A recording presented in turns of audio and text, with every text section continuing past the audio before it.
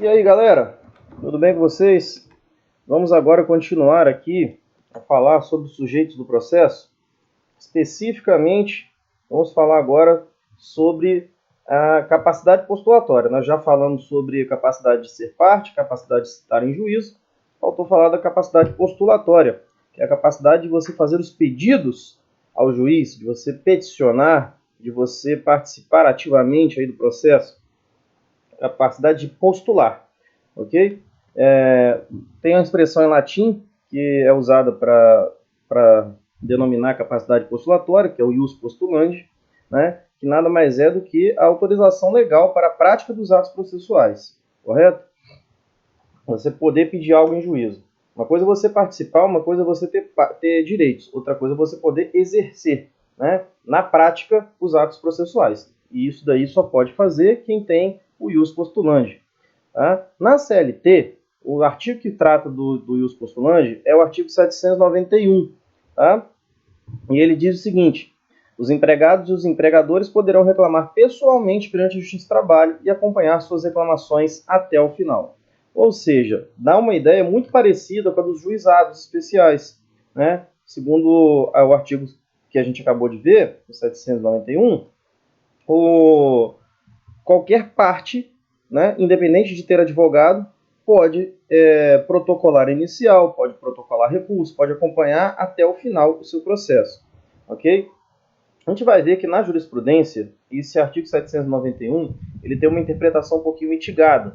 Tá? Esse até o final, ele não é exatamente até o final, ele só é até o final das vias ordinárias e ainda assim existem algumas ações que não podem ser ajuizadas por uma pessoa que não esteja acompanhada de advogado. Tá? Na verdade, esse 791 ele vem trazendo discussões há bastante tempo. Inclusive, já houve discussão se ele teria sido ou não recepcionado pela Constituição. Tá? E também se ele teria sido ou não revogado pelo Estatuto da OAB. A Constituição, no artigo 133, ela diz que o advogado é indispensável à administração da justiça, sendo inviolável por seus atos e manifestações do exercício da profissão nos limites da lei. Né? E o artigo 1º do Estatuto da OAB, que é uma lei federal, diz que são atividades privativas da advocacia a postulação em qualquer órgão de poder judiciário e aos juizados especiais. Né? A grande questão é que esse artigo 133 da Constituição, ele era um artigo legal, né? E já existia no Brasil antes mesmo da Constituição de 88. Tinha um artigo de lei que tinha a mesma redação. Já esse artigo 1º e mesmo assim, né, esse artigo 133, mesmo assim, os advogados sendo indispensáveis da administração da justiça, a CLT sempre permitiu que as ações trabalhistas fossem realizadas sem a dependência de ter um advogado. Então, assim, a ideia de falar que esse artigo 133 da Constituição revogou, não recepcionou o artigo 791 da CLT, ela acabou sendo rechaçada nos tribunais. Já o artigo 1º da lei, né, dos advogados, Estatuto da OAB, ele diz que a postulação em qualquer órgão, inclusive nos juizados especiais, ele foi objeto de ADIM. E o STF julgou que, em caso de juizados, Justiça do Trabalho e Justiça de Paz, não precisa de advogado. Então, o disposto no artigo 791, ele prevalece sim, ainda hoje em dia. Por mais que isso pareça estranho, você pensar que um direito tão importante, que é um direito de alimento, um direito de sobrevivência, possa ser exercido sem a presença de um profissional tecnicamente competente, né? Por mais absurdo isso possa parecer, isso é válido até hoje. E eu, particularmente, não recomendo nunca ajuizar uma ação sem advogado. Mas se você quiser ajuizar, você vai no X-Trabalho e o esquema é muito parecido com aquele do juizado, você já deve conhecer. Você vai lá, vai ter uma pessoa para ouvir a sua reclamação, vai colocar a sua reclamação a termo e vai transformar aquilo num processo. Tá? Desculpa. Então, hoje em dia, ainda é possível ajuizar a ação e acompanhar até o final das vias ordinárias na Justiça do Trabalho. Beleza? Mas, como eu disse, esse artigo 791 ele tem uma interpretação mitigada pela jurisprudência. O próprio TST tem uma súmula, que é a 425, e uma instrução normativa, que é a 27 de 2005, que elas dão conta de que em algumas situações não é possível você aceitar o ius postulandi da parte. Teria que ter um advogado para exercer essa capacidade postulatória. Vamos à súmula 425. Ela diz o seguinte: o ius postulante das partes, estabelecido no 791 da CLT, limita-se às varas do trabalho e aos tribunais regionais do trabalho. Então aqui a gente já vê o primeiro limite, vias ordinárias. Se você tiver que fazer recurso ou uma inicial, ainda que seja via ordinária no TST, né? Qualquer ato processual lá no TST já não cabe mais o ius postulante. O ius postulante ele vai até o TRT, né? Então, se você tem uma sentença, quiser recorrer para o TRT, ainda assim pode ser sem advogado. Do TRT, quer ir para o TST, chegou no TST, já tem que ter advogado. Tá? Então, primeira limitação que se impõe a esse artigo 791 é que o ius postulante ele só funciona até o TRT. Não alcançando a ação rescisória, a ação cautelar e o mandado de segurança. Então, vamos parar por aqui também. Ação rescisória. Por que não alcança a ação rescisória? Porque é uma ação eminentemente técnica. É uma ação que ela tem um rol taxativo de cabimento. Uma pessoa que não fez direito não tem condição de fazer uma ação rescisória sozinha. Né? Muito provavelmente, se você pegar uma pessoa que não fez direito de fazer uma ação rescisória, a ação dela não vai nem ser conhecida, não vai nem ser recebida, recepcionada ali para ser julgada. Certo? Com certeza vai ter algum vício processual. Então o TST ele já diz o seguinte: olha, esse tipo de ação que é muito técnica, não tem por que a gente admitir os postulantes, porque só vai dar trabalho, né, de ficar extinguindo a ação à toa. Então a ação rescisória, mandado de segurança, vai no mesmo caminho. A ação cautelar, Osório, ela nem existe mais. Sim, ela nem existe mais. Essa súmula já está desatualizada em relação ao CPC.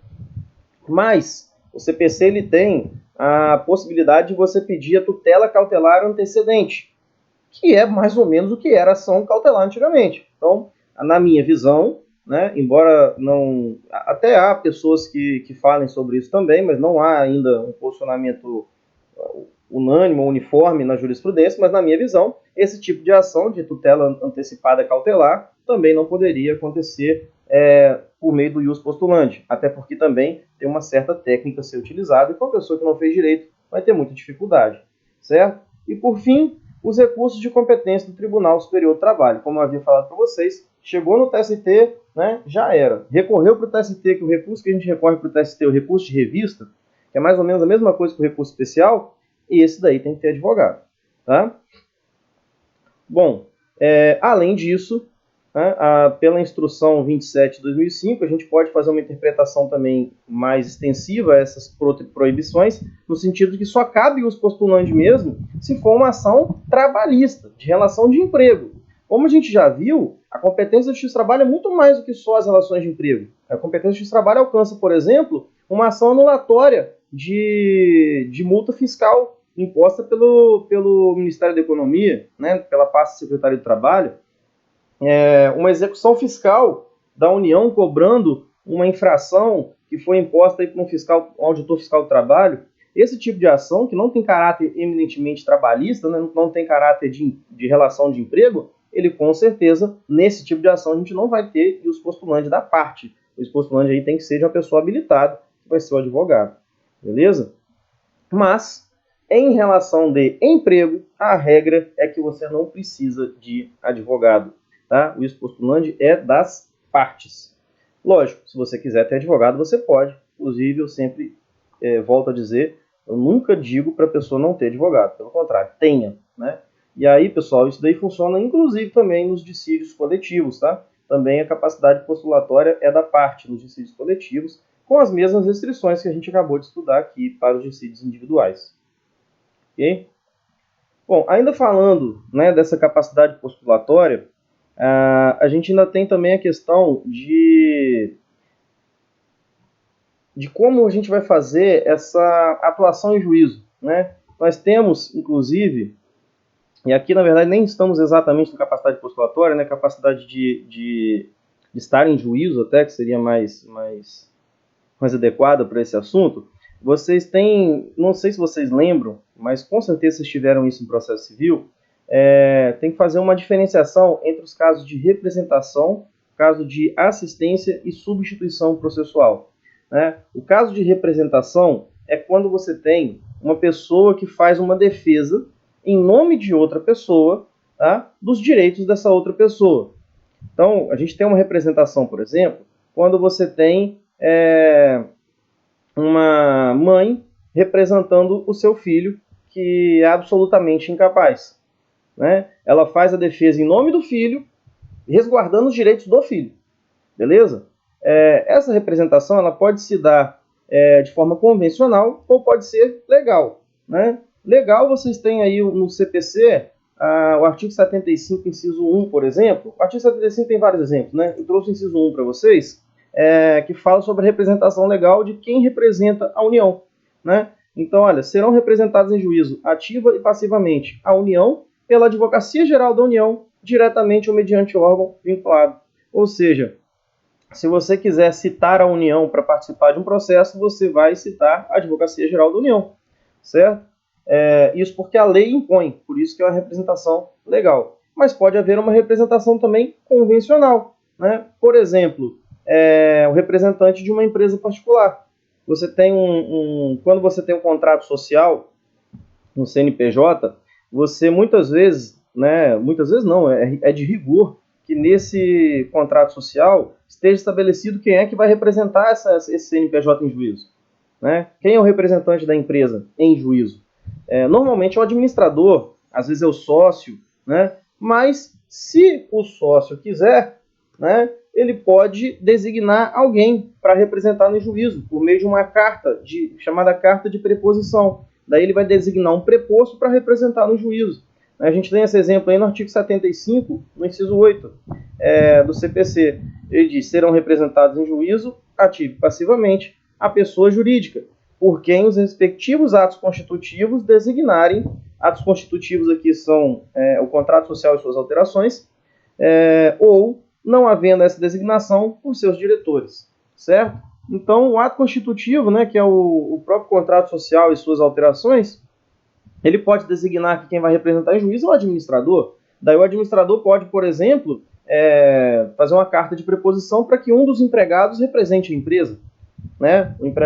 Normalmente empregado de alta patente, de confiança, né? Então isso daí é convencional. O próprio particular ele vai designar quem é o representante da empresa, diferente daquele da União, que é por ordem legal, certo? Em ambos os casos, nós temos uma defesa em nome de outra pessoa dos direitos dessa outra pessoa, tá? Então, a AGU, ela não vai fazer a ação ou se defender em uma ação como se ela fosse a AGU. Não, ela vai fazer a ação e se defender de uma ação sendo a União, visando a resguardar os direitos da União.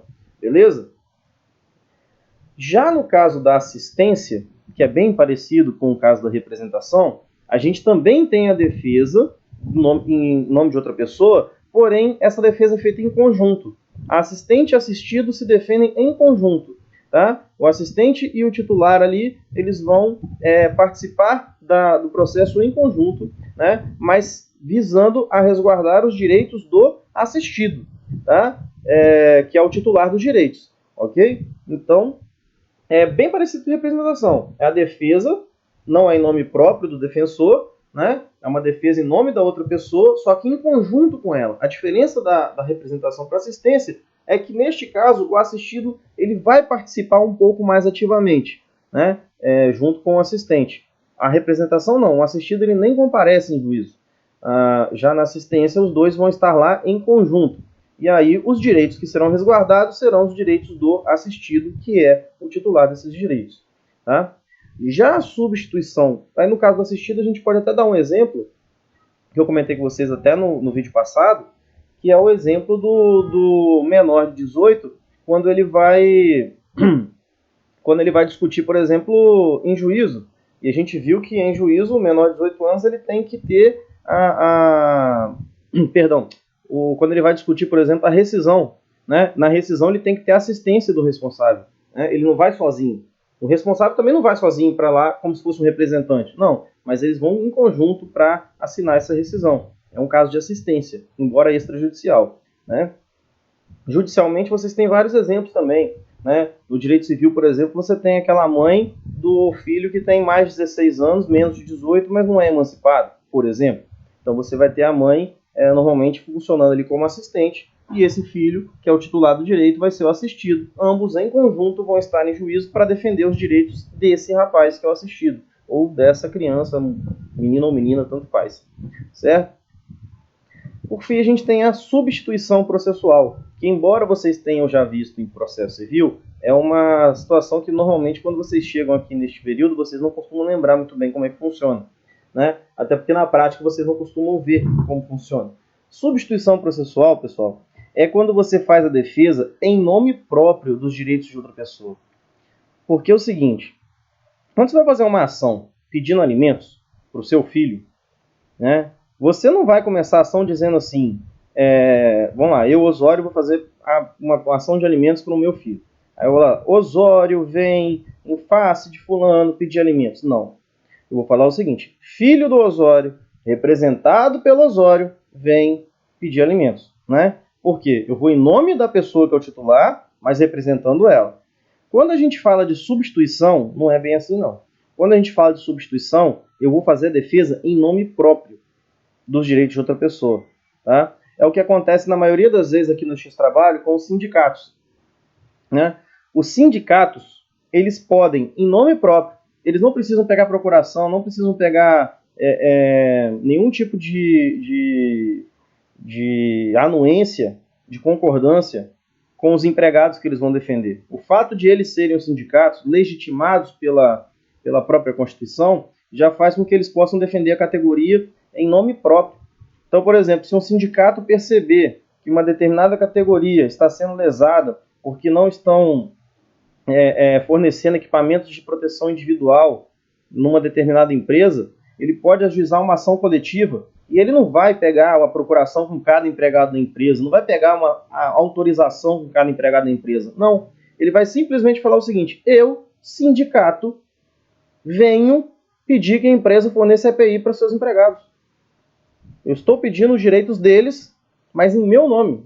Eles nem participam desse processo.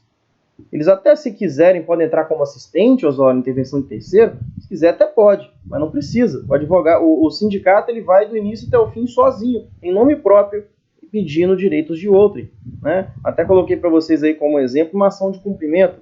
Quando você tem, por exemplo, uma sentença normativa que não está sendo cumprida, o sindicato percebe que ela não está sendo cumprida, ele não precisa de chegar na empresa e pegar a autorização de todos os empregados para fazer cumprir essa sentença normativa. Não, ele entra no nome dele, eu, sindicato, diante da sentença normativa que está sendo descumprida, vem ajuizar esta ação de cumprimento. E pronto. Tá? Na substituição, diferente da assistência e da representação, o titular do direito ele nem aparece no processo. Ele nem precisa aparecer. Ele só é mencionado e os direitos dele são defendidos. Né? Os direitos dele são defendidos. Mas ele, em si, ele não aparece, ele não tem uma participação de relevância nos atos processuais. Certo? Ele nem comparece em juízo. Porque na substituição, como o próprio nome diz, é o substituto que faz tudo em nome próprio. Ele substitui o verdadeiro dono do direito. Beleza? Na Justiça do Trabalho isso é bastante comum, como eu disse, nos casos de sindicato, muitas vezes no caso de Ministério Público do Trabalho, quando vai requerer algum tipo de tutela coletiva, ele acaba atuando como substituto também. Certo? Bom, sobre a representação por advogado, né, que nós já vimos que ela é facultativa, e eu já tinha até adiantado para vocês que, inclusive, nos dissídios coletivos, o parágrafo 1º do artigo 791, ela diz o seguinte, nos dissídios individuais, os empregados e empregadores, poderão, não é obrigado, fazer-se representar por intermédio do sindicato, advogado, solicitador ou provisionado inscrito na Ordem dos Advogados do Brasil. Bom, vocês veem que essa redação está um pouquinho desatualizada, né? Mas sim, pode ser pelo sindicato ou pelo advogado, ok?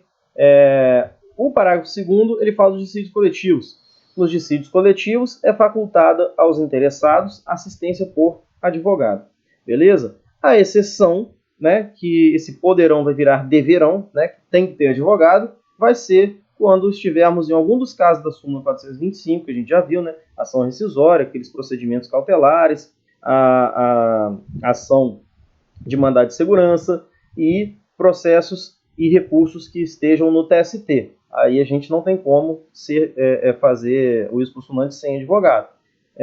Também em relações que não são de emprego, tem que ter advogado, ok? Mas, fora isso, relações de emprego que não sejam alguma daquelas ações e que não sejam não sejam recursos ou iniciais que comecem no TST, então a gente pode sim ficar sem advogado, tanto nos dissídios individuais quanto nos coletivos. Beleza? Agora, se você quiser ser representado por advogado, você pode ser representado em qualquer momento. Beleza? E para ser representado por advogado, vocês já estudaram isso também em Direito Civil e Processo Civil, vocês têm que ter um instrumento de mandato, que é a procuração. Porém, aqui, assim como lá no juizado, é admitido que a procuração seja tácita. Ela não precisa ser expressa por meio de instrumento de mandato escrito da procuração que a pessoa assina. Não, ela pode ser tácita. Como assim, Osório, tácita? Pode ser que você chegue numa audiência, faça a audiência, não fale nada, o advogado do seu lado, ninguém perceba que ele não tem procuração e termina a audiência. E não tem procuração nos autos. Neste caso, em vez de o juiz falar assim, olha, não tem procuração, aquele advogado não poderia estar te representando, isso é inexistente, ele fala o seguinte, olha, ele esteve com o advogado ali na audiência, não falou nada. Tudo que o advogado falou, ele consentiu, ele estava ali de bom grado, né? Ele estava ali, não estava sendo forçado por ninguém estar ali. Ele, com certeza, ele deu uma procuração tácita para esse advogado. Inclusive, nesses casos da procuração tácita, que você não tem o instrumento em si, você pode até registrar em ata a procuração, né? Que é o caso da procuração chamada apud acta, que é aquela procuração que você coloca na ata. Você coloca esse registro na ata. A diferença da expressa para tácita, né, é que quando você tem uma procuração expressa que você escreve, você pode colocar todos os poderes, inclusive os poderes específicos, para receber, dar quitação, sacar alvará. Já a tácita não, você só tem os poderes para o foro em geral. Tá?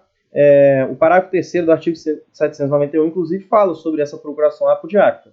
Ele diz o seguinte, a constituição de procurador com poderes para o foro em geral poderá ser efetivada mediante simples registro em ata de audiência, a requerimento verbal do advogado interessado, com anuência da parte representada. Tá? Então, em ata você pode registrar para o foro em geral, tá? Os poderes são somente para o foro em geral. Mas você pode registrar sim a procuração, sem precisar fazer aquele instrumento formal que a gente conhece de procuração no instrumento de mandato. Beleza? Mas é lógico, é sempre bom você fazer um instrumento de mandato expresso, aquele que você escreve e faz um documento em apartado, porque nesse documento você consegue poderes específicos, como para poder pedir gratuidade de justiça, desistir da ação, enfim, transacionar, todos esses poderes que são específicos, que vocês conhecem lá do Código Civil e do Código de Processo Civil. Beleza? Sobre procuração ainda, eu sugiro a vocês que deem uma lidinha nas súmulas 164 e 395 do TST e nas orientações jurisprudenciais da SDI 1, 7, 110, 200, 296, 319, 373 e 374. Todas elas estão aí no roteirinho que eu passei para vocês. Tá? Dê uma lidinha a referência delas, na verdade, né? Mas dê uma lidinha nessas súmulas, nessas orientações, porque elas têm situações bem curiosas que eu não trago aqui em sala de aula para não ficar me alongando. Mas, e também porque são bem autoexplicativas. Mas são situações curiosas que vale a pena vocês darem uma lida. Inclusive para quando vocês forem fazer prova da OAB. Né? Vocês vão precisar saber dessas súmulas, dessas orientações. Enfim, esse roteirinho 12 a gente fica por aqui. Né? E já vou gravar um outro vídeo para a gente terminar sujeitos. Né? Para a gente falar um pouquinho mais sobre essa participação do advogado no processo do trabalho. E finalizar o tema sujeitos do processo. Beleza? Fiquem em paz e que o Senhor vos acompanhe. Um abraço, galera.